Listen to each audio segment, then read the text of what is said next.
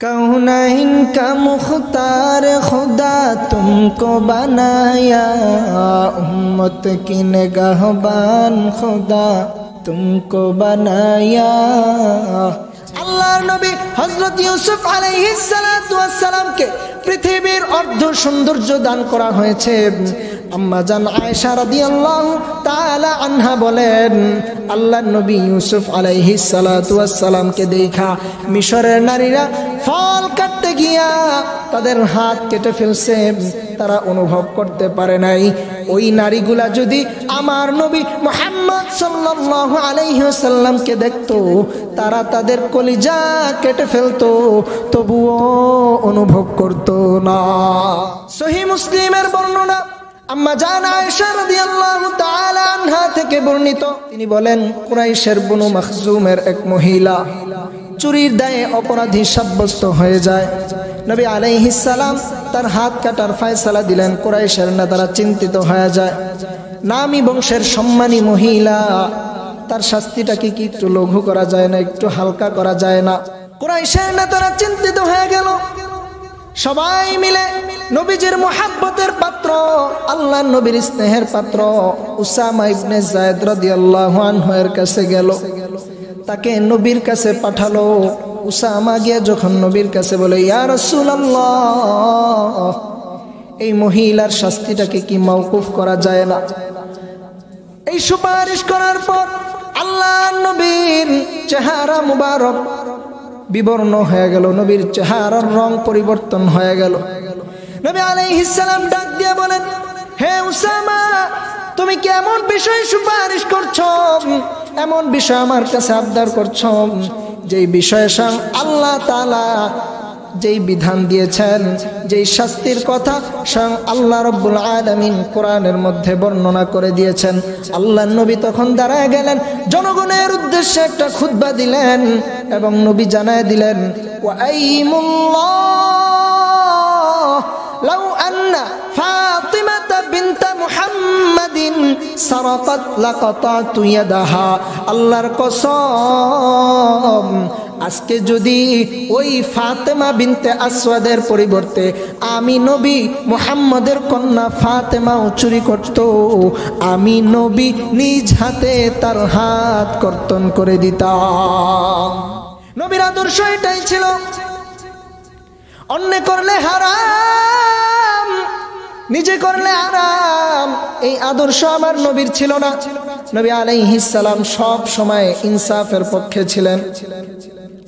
অথচ আজকের সমাজে দেখা যায়, যার টাকা আছে, পয়সা আছে, সে বিচারের ক্ষেত্রে ছাড় পেয়ে যায়।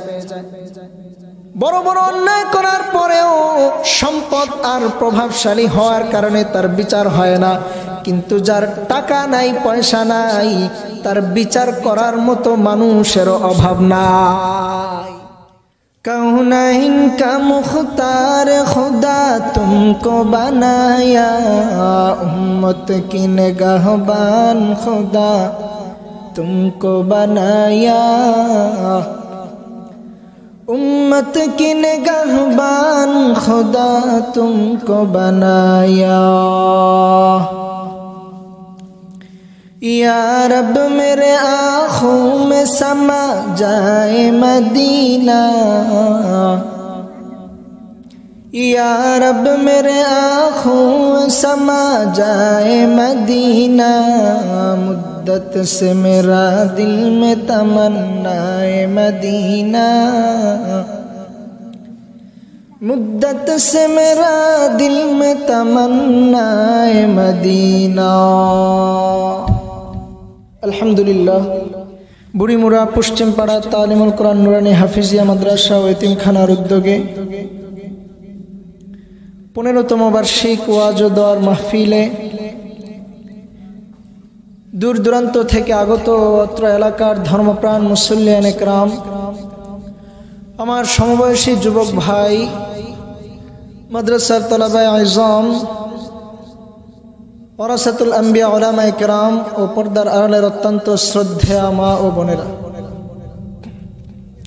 রব্বুল আলামিনের দরবারে অসংখ্য অগণিত শুকরিয়া, যেই মহান মালিক আমাদেরকে আজকের এই মুবারক মজলিসে আসার, বসার এবং পবিত্র কোরআন ও হাদিস থেকে কিছু কথা বলবার এবং শুনবার জন্য কবুল করেছেন। এজন্য সকলেই দিল থেকে অত্যন্ত ভক্তি ও মহাব্বতের সাথে উচ্চ আওয়াজে কালিমাতুশ শুকর আদায় করি, বলি আলহামদুলিল্লাহ। আমি পবিত্র কালামুল্লাহ শরীফ থেকে দুইটি আয়াত এবং রাসূলুল্লাহ সাল্লাল্লাহু আলাইহি ওয়াসাল্লামের অসংখ্য হাদিস মুবারক থেকে একখানা হাদিস পাঠ করেছি। আল্লাহ চায় তো এই আয়াত দ্বয় এবং হাদিসের আলোকে সংক্ষিপ্ত সময়ে সংক্ষিপ্ত কিছু কথা বলার চেষ্টা করব। রব্বুল আলামিন সর্বপ্রথম আমাকে ইখলাসের সাথে বলার এবং আমাদের সকলকে আমলের নিয়তে শুনবার মতো তৌফিক যোগ্যতা দান করেন, সকলেই বলি আমিন।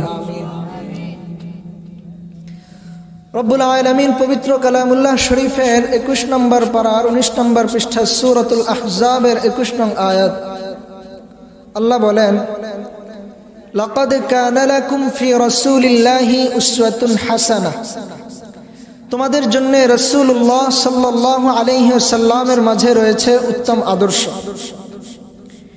নবীজি সাল্লাল্লাহু আলাইহি ওয়াসাল্লাম হাদিসের মধ্যে বলেন, কুল্লু উম্মতি ইয়াদখুলুনাল জান্নাতা ইল্লা মান আবা, আমার প্রত্যেক উম্মত জান্নাতে যাবে তবে যে ব্যক্তি অস্বীকার করে।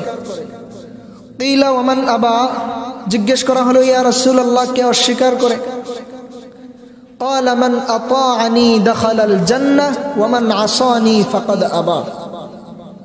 নবী আলাইহিস সালাম বললেন, যে ব্যক্তি আমি নবীর আনুগত্য করে অনুসরণ করে সে জান্নাতে যাবে, আর যে আমি নবীর অবাধ্যতা করে সেই অস্বীকার করে।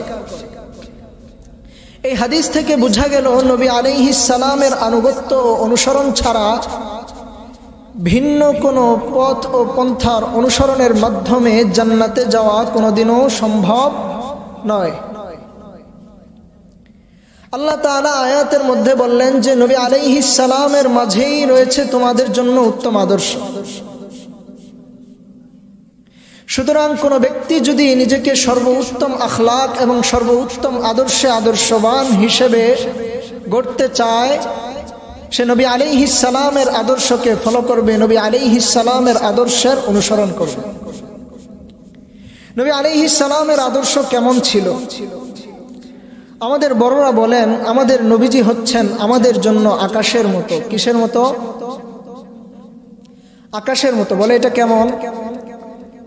বলে একজন শিশু যদি আকাশের দিকে তাকায়, তার চক্ষু যদি ঠিক থাকে আর উপরটা যদি খোলা থাকে, সে আকাশকে দেখতে পায়।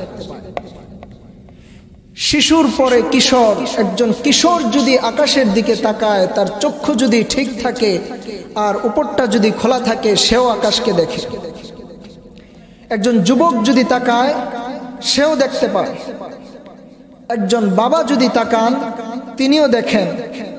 একজন স্বামী যদি তাকান, তিনিও দেখতে পান। একজন শ্বশুর যদি তাকান, তিনিও দেখেন। একজন শিক্ষক যদি তাকান, তিনিও দেখতে পান।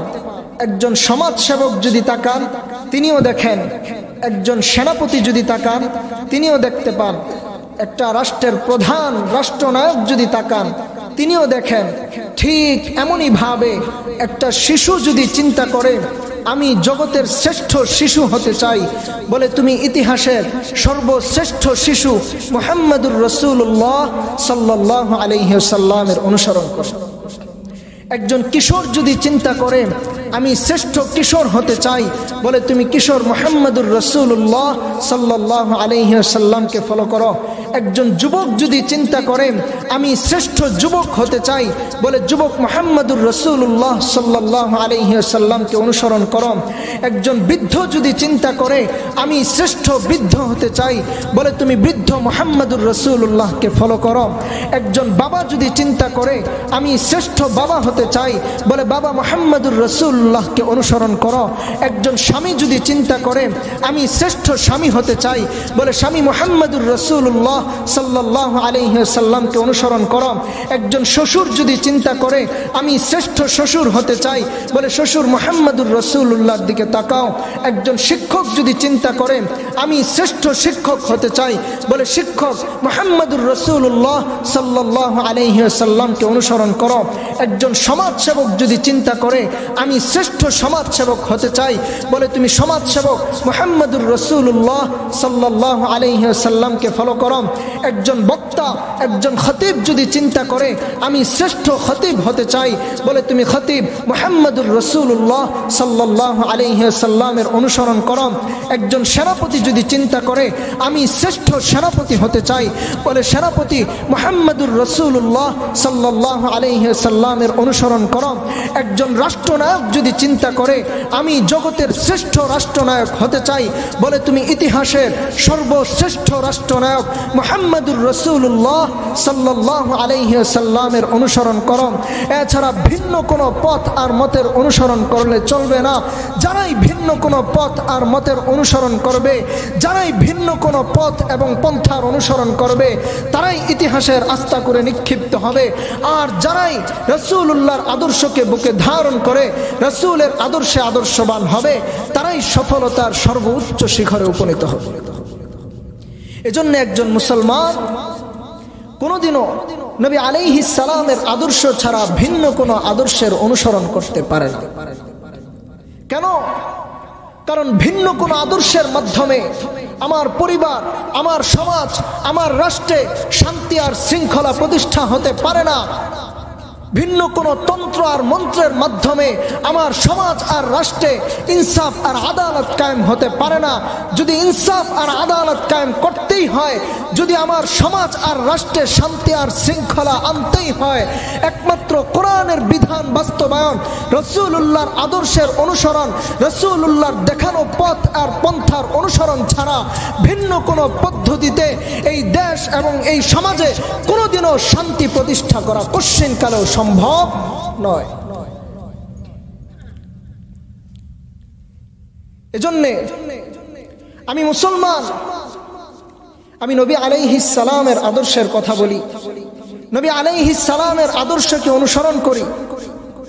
আমি আমার ব্যক্তিগত জীবন থেকে নিয়ে আমার যতটুকু পর্যন্ত আমার আয়ত্তে রয়েছে, যতটুকু পর্যন্ত আমার অধীনে রয়েছে, আমার ক্ষমতা যেই পর্যন্ত আছে, সে পর্যন্ত রাসূলুল্লাহ সাল্লাল্লাহু আলাইহি ওয়াসাল্লামের আদর্শ অনুসরণ করা এবং রাসূলের আদর্শে আমার জীবন গঠন করা, এটা আমার দায়িত্ব এবং এটা আমার কর্তব্য।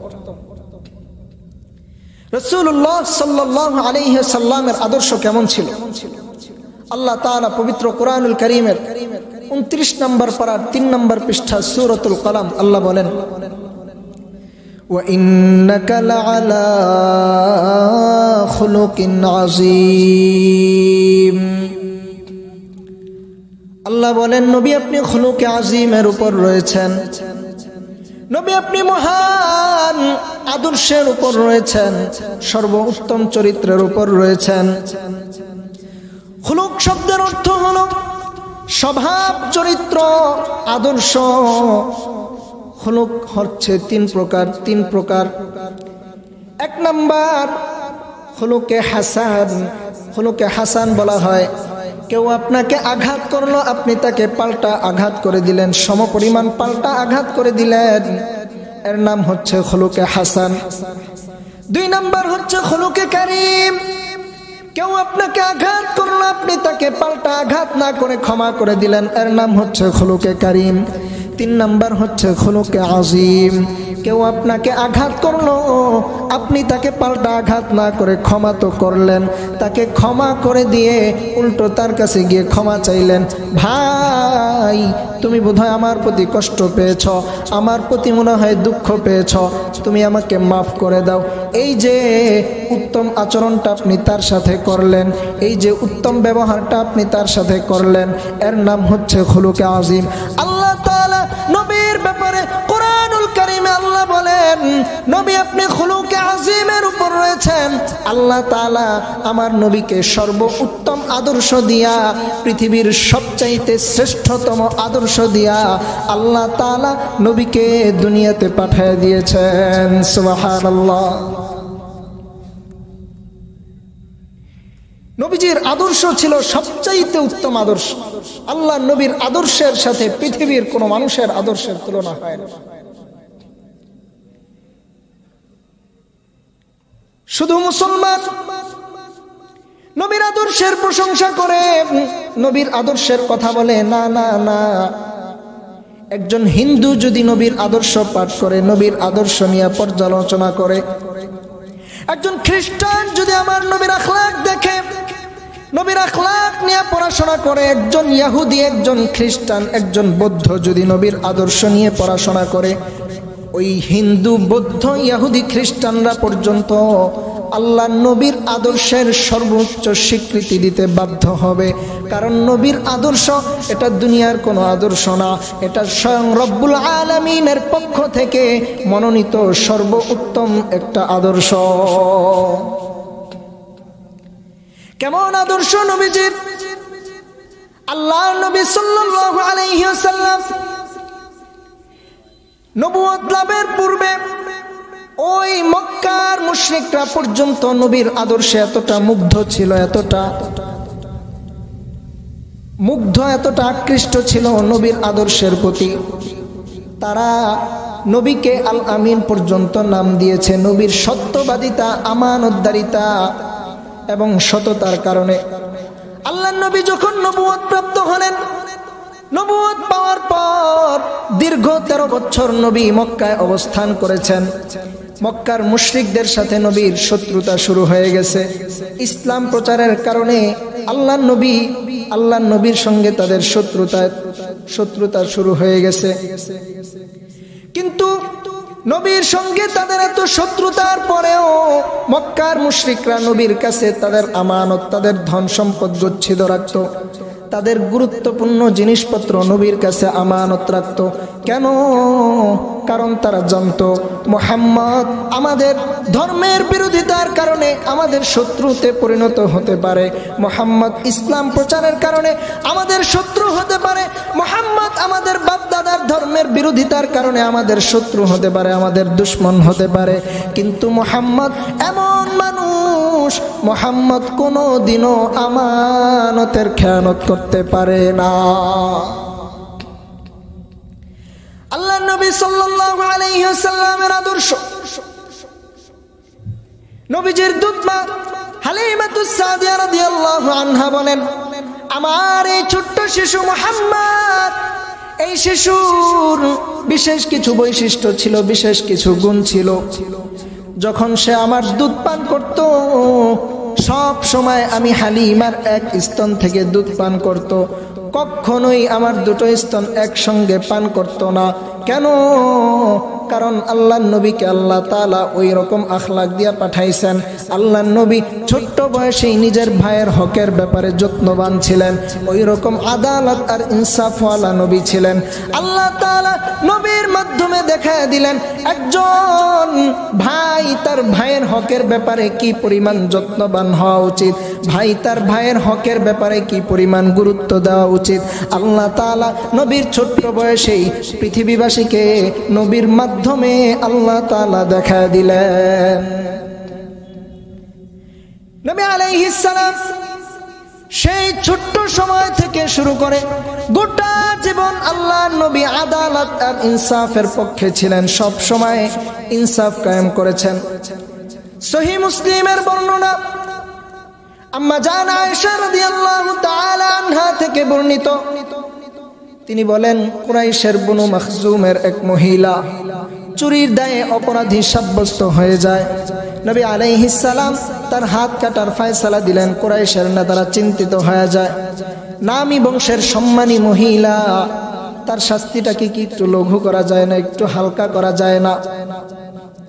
কুরাইশের নেতারা চিন্তিত হয়ে গেল। সবাই মিলে নবীজির মুহাব্বতের পাত্র, আল্লাহর নবীর স্নেহের পাত্র উসামা ইবনে যায়েদ রাদিয়াল্লাহু আনহু এর কাছে গেল, তাকে নবীর কাছে পাঠালো।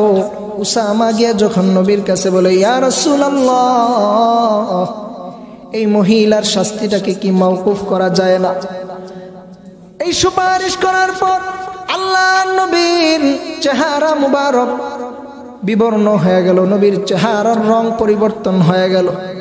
নবী আলাইহিস সালাম ডাক দিয়ে বলেন, হে উসামা, তুমি কি এমন বিষয় সুপারিশ করছো, এমন বিষয় আমার কাছে আবদার করছো, যেই বিষয়ে আল্লাহ তাআলা যেই বিধান দিয়েছেন, যেই শাস্তির কথা স্বয়ং আল্লাহ রাব্বুল আলামিন কোরআনের মধ্যে বর্ণনা করে দিয়েছেন। আল্লাহর নবী তখন দাঁড়ায় গেলেন, জনগণের উদ্দেশ্যে একটা খুতবা দিলেন এবং নবী জানায় দিলেন, ওয়া আইমুল্লাহ লাউ আন্না ফাতিমাতা বিনতা মুহাম্মাদিন সারাকাত লাকাতাতু ইয়াদাহা। আল্লাহর কসম, আজকে যদি ওই ফাতেমা বিনতে আসওয়াদের পরিবর্তে আমি নবী মুহাম্মদের কন্যা ফাতেমাও চুরি করত, আমি নবী নিজ হাতে তার হাত কর্তন করে দিতাম। নবীর আদর্শ এটাই ছিল, অন্য করলে হারাম, নিজে করলে আরাম। এই আদর্শ আমার নবীর ছিল না। নবী আলাইহিস সালাম সব সময় ইনসাফের পক্ষে ছিলেন। অথচ আজকের সমাজে দেখা যায়, যার টাকা আছে, পয়সা আছে, সে বিচারের ক্ষেত্রে ছাড় পেয়ে যায়। বড় বড় অন্যায় করার পরেও সম্পদ আর প্রভাবশালী হওয়ার কারণে তার বিচার হয় না। কিন্তু যার টাকা নাই, পয়সা নাই, তার বিচার করার মতো মানুষেরও অভাব নাই। এই জন্য মুসলমান, আল্লাহর নবীর আদর্শ এমন ছিল, সিরাতের কিতাব খুলে দেখো, আল্লাহর নবী সাল্লাল্লাহু আলাইহি ওয়াসাল্লাম হুনাইনের যুদ্ধের সফরে যখন গেলেন, নবী আলাইহিস সালাম এক এলাকায় একটা গাছের নিচে শুয়ে নবী বিশ্রাম নিচ্ছেন। হঠাৎ নবীর চোখে তন্দ্রা চলে আসে, হালকা ঘুম চলে আসে। নবী আলাইহিস সালামকে দূর থেকে এক ইহুদি বেঈমান দেখে ফেলে। বেঈমান আল্লাহর নবীকে ঘুমন্ত দেখা হত্যার পরিকল্পনা নিয়ে সামনে আগায় আসে। এবার নবীর তরবারিটা হাতে নিয়ে নবীজির মাথার কাছে আইসা দাঁড়ায় আর ডাক দিয়া বলে, মাইয়ামনাউকা মিন্নি ইয়া মুহাম্মদ, ও মুহাম্মদ বলো আজকে কে তোমাকে আমার হাত থেকে রক্ষা করবে, কে তোমাকে আমার হাত থেকে বাঁচাবে। আল্লাহর নবী চোখ খুলে তাকায় দেখেন বেঈমান খোলা তরবারি হাতে নিয়ে মাথার কাছে দাঁড়ায় আছে। নবী শান্ত কণ্ঠে জবাব দিলেন, আল্লাহ। নবীর নির্ভয়ে এই জবাব শুইনা বেঈমানের অন্তরে থরথর করে কাঁপুনি সৃষ্টি হয়ে যায়। সাথে সাথে তার তরবারিটা হাত থেকে মাটিতে পড়ে যায়। এবার নবী তরবারিটা হাতে নিয়ে বলেন, মাইয়ামনাউকা মিন্নি, এবার বল কে তোকে আমার হাত থেকে রক্ষা করবে, এবার বলো কে তোমাকে আমার হাত থেকে বাঁচাবে। বেঈমান ভয়ে কিছুই বলে না। আল্লাহ নবী তাকে ক্ষমা করে ছেড়ে দিলেন। নবী আলাইহিস সালামের হাত থেকে ছাড়া পেয়ে বেঈমান দ্রুত আপন গন্তব্যে ছুটে যায়। কিন্তু নবী আলাইহিস সালামের এই যে আখলাক, আল্লাহ নবীর এই যে আদর্শ, এটা বেঈমানের অন্তরে নবীর প্রতি এবং ইসলামের প্রতি মুগ্ধতা তৈরি করে দেয়। কিছুক্ষণ পর ওই বেঈমান আবার নবীর কাছে ফিরে আসে। আবার নবীর কাছে আইসা আল্লাহ নবীর হাতে হাত রাইখা কালিমা পড়ে মুসলমান হয়ে যায়। সুবহানাল্লাহ। এই জন্য নবীর আদর্শ দেখা, আল্লাহ নবীর আখলাক দেখা, সাহাবায়ে কেরামের আখলাক দেখা বিধর্মীরা ইসলাম ধর্ম গ্রহণ করছে, বেঈমানরা ইসলাম ধর্মে দীক্ষিত হয়েছে। নবীর আদর্শ দেখা, সাহাবায়ে কেরামের আদর্শ দেখা কাফের মুশরিকরা দলে দলে ইসলাম গ্রহণ করছে। অথচ আজকে মুসলমানদের হালত হলো এমন, বেঈমানরা মুসলমানদের অবস্থা দেখা চিন্তা করে আমরা বোধহয় ইসলাম গ্রহণ না করেই ভালো আছি। মুসলমানদের নবীর যে আখলাক তারা পড়ে, মুসলমানদের আখলাকের সঙ্গে তারা মিলায়, তারা চিন্তা করে আমরা মুসলমান না হয়ে বোধহয় ভালো আছি, কারণ মুসলমানদের চরিত্রের যে হালাত। এজন্য মুসলমান ভাই, নবীর এই আদর্শকে যদি নিজের মধ্যে আনতে হয়, নবীর এই আখলাক যদি নিজের মধ্যে স্থান দিতে হয়, সর্বপ্রথম নবীর ভালোবাসা অন্তরের মধ্যে আনতে হবে। নবীর ভালোবাসা যদি অন্তরের মধ্যে আনা যায়, নবীর মহাব্বত যদি অন্তরের মধ্যে আনা যায়, তাহলে নবীর আদর্শের পূর্ণ অনুসারী হওয়া সম্ভব হবে। সাহাবাদের অন্তরে নবীর পূর্ণ ভালোবাসা ছিল, এই কারণে তারা নবীর প্রতি সর্বোচ্চ নবীর আদর্শের অনুসরণ করেছেন। আল্লাহর নবীকে আমরা কেন ভালোবাসবো? নবীকে ভালোবাসতে হবে, শুধু কোরআন বলে নবীকে ভালোবাসো, নবীর হাদিস বলে নবীকে ভালোবাসো। এই জন্যই কোরআন বলে, হাদিস বলে নবীকে ভালোবাসো। এই জন্য তো নবীকে ভালোবাসতেই হবে। শুধু তাই না, বরং নবীকে ভালোবাসা যুক্তিরও দাবি। যৌক্তিকভাবেও আল্লাহর নবী সবচাইতে বেশি ভালোবাসা পাওয়ার অধিকার রাখেন। মুসলমানদের, মুমিনদের কাছে আল্লাহ তাআলা সবচাইতে বেশি আল্লাহর নবী সবচাইতে বেশি মহাব্বতের পাত্র হওয়ার অধিকার রাখেন। কেন? মোল্লা আলী কারি রহমাতুল্লাহি আলাইহি কিতাবের মধ্যে লেখেন, 4টা গুণ এমন রয়েছে, এই 4টা গুণ যদি কারো মধ্যে থাকে, এর একটা গুণ যদি কারো মাঝে থাকে, ওই বান্দাকে মানুষ ভালোবাসে, তাকে মহাব্বত করে। 1 নাম্বার হলো জামাল, সৌন্দর্য। দেখবেন কারো মধ্যে যদি সৌন্দর্য থাকে, সৌন্দর্যের কারণে একে অন্যকে ভালোবাসে, একে অন্যকে মহাব্বত করে। যখন তাকে মহাব্বত করে, তার সৌন্দর্য দেখা, তার শিক্ষা দীক্ষা দেখে না, তার অন্য কিছু দেখে না, তার কামালিয়াত দেখে না, তার আচরণ দেখে না, শুধুমাত্র সৌন্দর্যের কারণে অনেক মানুষ অনেকের মহাব্বতে পড়ে যায়, অনেকের ভালোবাসায় পড়ে যায়। 2 নাম্বার হচ্ছে কামাল। কারো মধ্যে যদি পূর্ণতার গুণ বিদ্যমান থাকে, পরিপূর্ণতা, কামালিয়াত যদি কারো মধ্যে থাকে, মানুষ তাকে মহাব্বত করে, মানুষ তাকে ভালোবাসে। যেমন বড় বড় ডক্টর, ইঞ্জিনিয়ার, বড় লেখক, বড় গবেষক, বড় আল্লাহওয়ালা বুজুর্গ বান্দা, তাদেরকে মানুষ ভালোবাসে তাদের কামালিয়াতের কারণে, তাদের পাণ্ডিত্যের কারণে মানুষ তাদেরকে মহাব্বত করে, তাদের পূর্ণতার কারণে মানুষ তাদেরকে মহাব্বত করে। যেমন আমাদের বাংলাদেশের বড় একজন আলেম মাওলানা আব্দুল মালিক হাফিজাহুল্লাহ, আল্লাহ তাআলা তাকে এত ইলম দান করেছেন, এত বড় আলেম, তাকে দেখে বুঝার কোনো কায়দা নাই, চিনার মতো কোনো সুরত নাই। ছোটখাটো একজন মানুষ, সাধারণভাবে চলাফেরা করেন, কিন্তু আল্লাহ তাআলা তার মধ্যে এই পরিমাণ ইলমি গভীরতা আল্লাহ তাআলা তাকে দিয়েছেন যে আজকে গোটা বাংলাদেশ না, গোটা পৃথিবীতে লক্ষ কোটি মানুষের ভালোবাসার পাত্রে তিনি পরিণত হয়েছেন।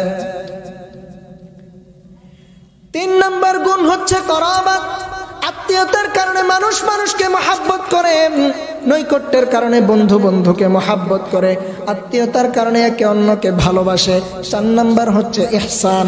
কোনো ব্যক্তি যখন কারো উপর ইহসান করে, দয়া করে, তখন ওই ব্যক্তিকে মানুষ মহাব্বত করে, তাকে মানুষ ভালোবাসে।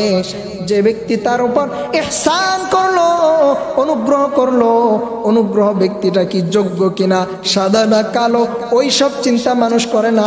যেই মানুষটা আমার উপর অনুগ্রহ করলো, যেই মানুষটা আমার উপর দয়া করলো, ওই মানুষটার প্রতি আমার অন্তর থেকে এমনিতেই ভালোবাসা পয়দা হয়ে যায়।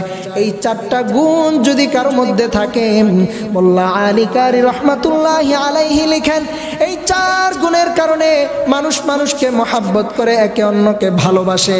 আল্লাহ নবীর মধ্যে দেখেন এই 4টা গুণের কয়টা গুণ ছিল।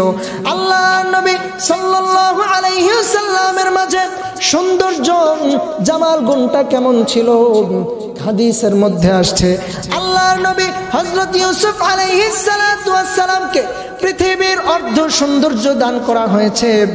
আম্মা জান আয়েশা রাদিয়াল্লাহু তাআলা আনহা বলেন, আল্লাহর নবী ইউসুফ আলাইহিস সালাতু ওয়াস সালামকে দেখা মিশরের নারীরা ফল কাটতে গিয়া তাদের হাত কেটে ফেলছে, তারা অনুভব করতে পারে নাই। ওই নারীগুলা যদি আমার নবী মুহাম্মদ সাল্লাল্লাহু আলাইহি ওয়াসাল্লামকে দেখতো, তারা তাদের কলিজা কেটে ফেলতো, তবুও অনুভব করতো না। আল্লাহ তাআলা নবী আলাইহিস সালামকে এরকম সৌন্দর্য দান করেছে। 2 নাম্বার গুণ হচ্ছে কামাল, পূর্ণতা। আল্লাহর নবীর আখলাক সম্পর্কে বলা হয়েছে, নবীর মুজিজা কেমন ছিল। আবু জাহেল আসছে, হাতের মুঠের মধ্যে পাথর কুচি নিয়া আল্লাহর নবীকে আয়েশা বলে, মুহাম্মদ হাতের মধ্যে কি আছে যদি বলতে পারো মুসলমান হয়ে যাবে। আল্লাহ নবী সাল্লাল্লাহু আলাইহি ওয়াসাল্লাম হাতের দিকে ইশারা করা মাত্র আবু জাহেলের হাতের মুঠে থাকা পাথরগুলা কালিমা পড়তে শুরু করে দেয়। আল্লাহ নবীর এইরকম শত শত মুজিজা কিতাবের মধ্যে আসছে। আল্লাহ নবী সাল্লাল্লাহু আলাইহি ওয়াসাল্লামের কামালিয়াত কোনো দিক থেকেই কমতি ছিল না। সাধারণ মানুষ যখন ঘামায়, ঘর্মাক্ত হয়ে যায়, ঘাম থেকে যখন শরীর থেকে যখন ঘাম বের হয়, দুর্গন্ধ বের হয়। কিন্তু আল্লাহর নবী যখন ঘর্মাক্ত হতেন, নবীর ঘাম থেকে মেশকের ঘ্রাণ বের হতো। আম্মা জান আয়েশা সিদ্দিকা রাদিয়াল্লাহু তাআলা আনহা তিনি বলেন, আল্লাহর নবী যখন ঘর্মাক্ত হতেন, আমরা নবীর ঘামগুলাকে বোতলজাত করে রাখতাম। মদিনার মেয়েদের যখন বিবাহ হইতো, আল্লাহর নবীর এই ঘামগুলা তাদের বিবাহের অনুষ্ঠানে আতর হিসেবে ব্যবহার করা হতো। সাহাবায়ে কেরাম রাদিয়াল্লাহু তাআলা আনহুম ওনারা বলেন, আল্লাহর নবী যখন কোথাও যাইতেন, আমরা নবীর গায়ে নবীর যেই সুঘ্রাণ নবীর শরীর থেকে বের হতো, ওই ঘ্রাণ শুকে শুকে আমরা বলে দিতে পারতাম আল্লাহর নবী এই পথ দিয়া অতিক্রম করেছেন, এই রাস্তা দিয়া আল্লাহর নবী গিয়েছেন। এটা আমরা নবীর ঘ্রাণ শুকে বলে দিতে পারতাম। আল্লাহর নবীর মধ্যে কামালিয়াতের কোনো অপূর্ণতা ছিল না। সব দিক থেকে নবী পূর্ণতার অধিকারী ছিলেন। আল্লাহর নবীর মধ্যে এবার দেখেন করাবাতের গুণটা কেমন ছিল। আল্লাহ তাআলা কোরআনের মধ্যে বলেন, আন-নাবিয়্যু আওলা বিল মুমিনিনা মিন আনফুসিহিম। নবী আলাইহিস সালাম মুমিনদের কাছে সবচাইতে নিকটবর্তী হলেন নবী আলাইহিস সালাম। হাদিসের মধ্যে আসছে, হাদিসের মধ্যে নবীজি বলেন, আনা লাকুম বিমানজিলাতিল ওয়ালিদ। আমি নবী হচ্ছি তোমাদের জন্য তোমাদের পিতার সমতুল্য। বুঝা গেল নবী আলাইহিস সালাম উম্মতের জন্য উম্মতের সবচাইতে নিকটতম ব্যক্তিত্ব। কিতাবের মধ্যে আসছে আল্লাহর নবী সাল্লাল্লাহু আলাইহি ওয়াসাল্লামের ইহসান কেমন ছিল। আল্লাহ তাআলা কোরআনের মধ্যে 15 নম্বর পারার সূরাতুল কাহফের মধ্যে আল্লাহ বলেন, ফালা আল্লাকা বাখিউন নাফসাকা আলা আথারিহিম ইল্লাম ইউমিনু বিহাদাল হাদিথি আসাফা। আল্লাহ তাআলা বলেন, নবী আপনি এত চিন্তা কেন করেন? ও নবী, তারা কোরআনের প্রতি ঈমান আনে না, তারা এই কোরআনের প্রতি ঈমান আনে না, বিশ্বাস স্থাপন করে না। এই কারণে আপনি তাদের পিছনে এমন ভাবে কেন পড়েছেন? আপনি তো মনে হয় চিন্তা করতে করতে নিজেকে কষ্ট দিতে দিতে মনে হয় আপনি শেষ করে ফেলবেন। ও নবী, আপনি মনে কেন এত দুঃখ পান, এত চিন্তা কেন করেন? উম্মতের প্রতি নবীর কি পরিমাণ মায়া, উম্মতের প্রতি নবীর কি পরিমাণ দরদ, যে স্বয়ং আল্লাহ তাআলা কোরআনের মধ্যে আয়াত নাজিল করে জানায় দেন, নবী আপনি উম্মতের জন্য কেন এত কষ্ট পান? আল্লাহর নবী সাল্লাল্লাহু আলাইহি ওয়াসাল্লাম উম্মতের প্রতি নবীজির ইহসান। আল্লাহর নবী বলেন, লিকুল্লি মুস্তাজাবা। প্রত্যেক নবীর একটা স্পেশাল দোয়া রয়েছে, একটা স্পেশাল দোয়া আল্লাহ তাআলা প্রত্যেক নবীকে দিয়েছেন। নবী আলাইহিস সালাম বলেন, ফাতাআজ্জালা কুল্লু নাবিয়্যিন দাওয়াতাহু। প্রত্যেক নবী তার সেই দোয়ার ব্যাপারে তাড়াহুড়া করেছেন। সব নবীরা দুনিয়াতে থাকতেই সেই দোয়া করে ফেলেছেন। নবীজি বলেন, ইন্নী ইখতাবাতু দাওয়াতি শাফাআতান লি উম্মতি ইলা ইয়াউমিল কিয়ামাহ। কিন্তু আমি নবী আমার উম্মতের সুপারিশের জন্য, কিয়ামতের দিন আমার গুনাহগার উম্মতের সুপারিশের জন্য আমি নবী আমার সেই দোয়াটাকে রেখে দিয়েছি। সুবহানাল্লাহ। নবীর প্রতি উম্মতের প্রতি নবীর ইহসান ছিল সীমাহীন। এইরকম ইহসান, উম্মতের প্রতি নবীর এই পরিমাণ দরদ, উম্মতের প্রতি আল্লাহ তাআলার নবীর এই পরিমাণ ইহসান ছিল, নবীর এই পরিমাণ দয়া। তায়েফের ময়দানে যখন আল্লাহর নবী তায়েফবাসীর নিকট দ্বীনের দাওয়াত নিয়ে গেলেন, তায়েফের লোকেরা আল্লাহর নবীকে অশ্লীল ভাষায় গালিগালাজ করলো। তারা নবীকে এমন আঘাত করলো, পাথরের আঘাতে তারা নবীকে রক্তে রঞ্জিত করে ছাড়লো। আল্লাহর নবী বেহুশ পর্যন্ত হয়ে গেলেন। নবী আলাইহিস সালামকে আল্লাহর নবীর কাছে আল্লাহ তাআলা জিবরিল আমিন সহ পাহাড়ের ফেরেশতাকে আল্লাহ তাআলা পাঠায়া দিলেন। পাহাড়ের ফেরেশতা ঈসা নবীকে বলে, ইয়া রাসূলুল্লাহ, ইয়া হাবিবাল্লাহ, আপনার কওম আপনার সাথে এতক্ষণ যেই আচরণ করেছেন, তারা যেই ইতিহাস যারা তারা যেই আচরণ আপনার সাথে করেছে আল্লাহ তাআলা সব দেখেছেন। আল্লাহ তাআলা আমাকে পাঠিয়ে দিয়েছেন। নবী আপনি নির্দেশ দেন, আপনি যদি বলেন আমি এই দুই পাহাড়কে একত্রকাই কইরা তায়েফবাসীকে আমি ধ্বংস করে দিব, নবীর মনে উম্মতের প্রতি কি পরিমাণ দয়া। আল্লাহ নবী ওই কঠিন মুহূর্তে পর্যন্ত বলেন না না না, তোমরা আমার উম্মতদেরকে ধ্বংস করবা না। তারা আমার কওম, তারা বুঝতে পারে নাই, তারা আমি নবীকে চিনতে পারে নাই। আজকে যদি তারা আমাকে চিনতো, তারা যদি আজকে আমাকে বুঝতো, তারা আজকে আমার সাথে এরকম আচরণ করতো না। আমি নবী আশা রাখি আল্লাহ তাআলা তাদের পরবর্তী প্রজন্মে এমন বংশধর আল্লাহ তাআলা তাদেরকে দিবেন যারা এক আল্লাহর ইবাদত করবে এবং আল্লাহ ছাড়া আল্লাহ তাআলার সাথে অন্য কাউকে কোনোদিনও শরীক করবে না। উম্মতের প্রতি নবী আলাইহিস সালামের এই পরিমাণ দরদ বোঝা গেল। চারটা গুণই নবীর মধ্যে পরিপূর্ণ রূপে রয়েছে। কিতাবের মধ্যে আসছে এই 4 গুণের একটা যদি কারো মধ্যে থাকে, মানুষ তাকে মহাব্বত করে, মানুষ তাকে ভালোবাসে। নবীর মধ্যে 4 গুণের 4টাই পরিপূর্ণ রূপে রয়েছে। তাহলে শুধু আল্লাহ বলেন নবীকে ভালোবাসো, কোরআন বলে নবীকে ভালোবাসো, হাদিস বলে নবীকে ভালোবাসো, এর বাহিরেও আল্লাহ নবী যৌক্তিকভাবেও আমাদের কাছ থেকে সর্বোচ্চ ভালোবাসা পাওয়ার অধিকার রাখেন। এই জন্য মুসলমান ভাই, নবীর প্রতি আমাদের ভালোবাসা কিভাবে হবে? আল্লাহর নবীর সুন্নত আদায়ের মাধ্যমে নবীর প্রতি ভালোবাসা আমাদের স্থাপন হবে, নবীর প্রতি ভালোবাসার প্রকাশ হবে।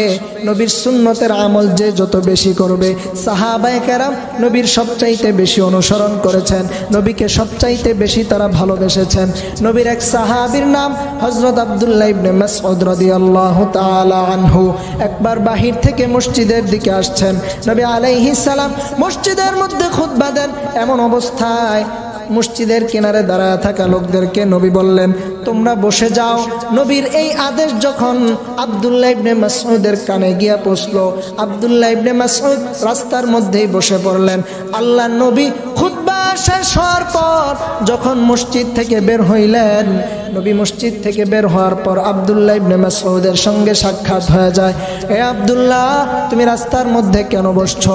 আব্দুল্লাহ ইবনে মাসউদ বলে, ইয়া রাসূলুল্লাহ, আপনি তো বলেছেন বসার জন্য, আপনি তো বলেছেন, এই জন্য আমি বসে পড়েছি।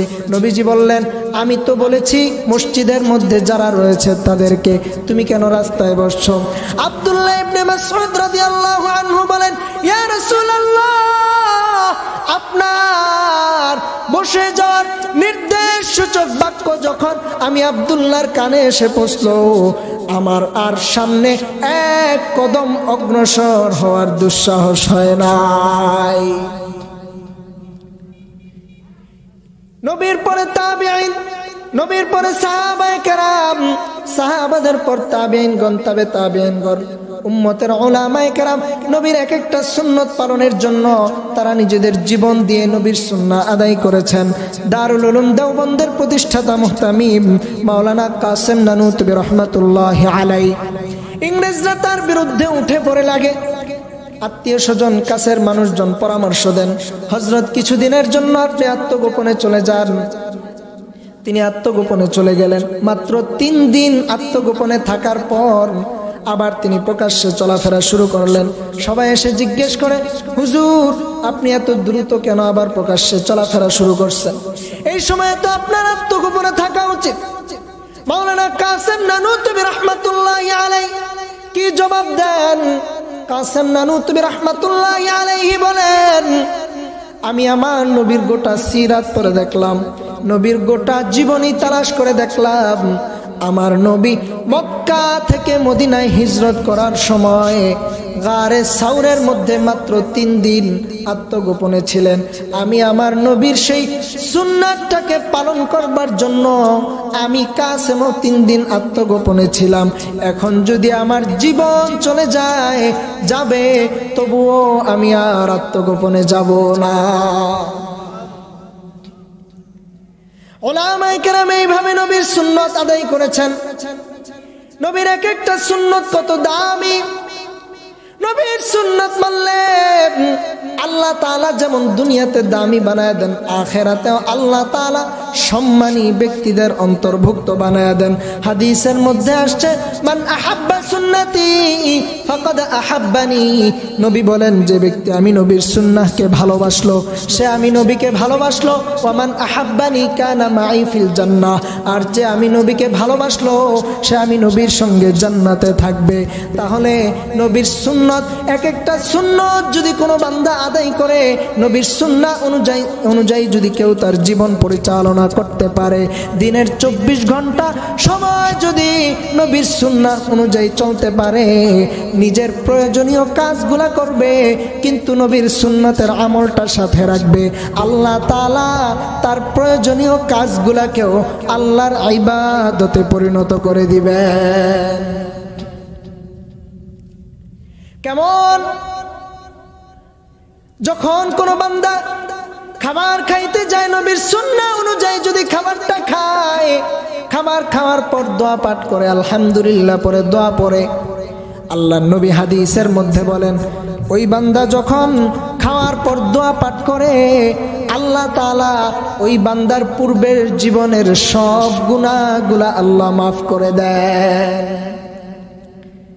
এইভাবে বান্দা যখন ওযু করতে যায়, ওযু তো করবেই, সাথে যদি বান্দা নবীর সুন্নাহ অনুযায়ী একটা দোয়া পড়ে নেয়, ছোট্ট একটা দোয়া, বিসমিল্লাহ আলহামদুলিল্লাহ। কেউ যখন পড়ে বিসমিল্লাহি আলহামদুলিল্লাহ এই দোয়া পাঠ করে যখন সে ওযু করবে, যতক্ষণ পর্যন্ত তার ওই ওযু বহাল থাকবে, আল্লাহর নবী বলেন, যতক্ষণ পর্যন্ত ওই বান্দা তাহারতের উপর থাকবে, ওই ওযুর উপর থাকবে, ততক্ষণ পর্যন্ত ওই বান্দার আমলনামায় আল্লাহ তাআলার পক্ষ থেকে নেকি জমা হতে থাকবে। এমনই ভাবে বান্দা যখন ঘুমাইতে যায়, রাত্রিবেলা যখন ঘুমাইতে যাবে, এশারের নামাজটা বান্দা নবীর সুন্নাত অনুযায়ী জামাতের সাথে আদায় করে নিল, এরপর ওযু কইরা জিকির করতে করতে বান্দা যখন ঘুমাইতে যায়, সারা রাত্র ঘুমাইলো, আবার ঘুম থেকে উঠা নবীর সুন্নাহ অনুযায়ী ফজরের নামাজটা মসজিদে গিয়া জামাতের সাথে আদায় করলো। হাদিসের মধ্যে নবী বলেন, ওই বান্দা সারা রাত্র ঘুমায় থাকলো, তারপরেও কোনো আমল যদি বান্দা নাও করে, নবীর সুন্নাহ অনুযায়ী তার রাত্রি যাপনের কারণে ওই বান্দা সারা রাত্র দাঁড়ায় দাঁড়ায় নফল নামাজ পড়লে তার আমল নামায় যেই পরিমাণ নেকি হইতো, ওই পরিমাণ নেকির মালিক আল্লাহ তাকে বানায় দেন। এক একটা সুন্নত এত দামি, এত এত ফজিলতপূর্ণ যে আল্লাহ তাআলা যখন বান্দা আদায় করবে, নিজের জীবনে যখন এই সুন্নাহগুলো নিয়ে আসবে। আমি কাজ করলাম, মুফতি শফি রহমাতুল্লাহি আলাইহি ওনার সন্তান মুফতি তকি উসমানী দামাত বারাকাতুহুম কিতাবের মধ্যে লেখেন, একজন বাবা তার সন্তানকে কোলে নেয়, মা তার সন্তানকে কোলে নেয়, আদর করে, দাদা নানারা তাদের নাতি নাতনিদেরকে কোলে নিয়ে আদর করে। এই যে কোলে নিল, তার সন্তানকে আদর করলো, নাতি নাতনিকে আদর করলো, এর পূর্বে যদি সে নিয়ত করে নেয়, আল্লাহর নবীও, আমার নবীও ছোটদেরকে আদর করতেন, স্নেহ করতেন, এই চিন্তা মাথায় নিয়ে যদি সে ছোটদেরকে এরকম আদর করে, স্নেহ করে, আল্লাহ তাআলা ওই বান্দার আমল নামায় ওই একটা সুন্নত পালন করলে, নবীর একটা সুন্নত জিন্দা করলে যেই পরিমাণ সওয়াব, ওই পরিমাণ সওয়াবের মালিক আল্লাহ তাআলা তাকে বানায় দেন।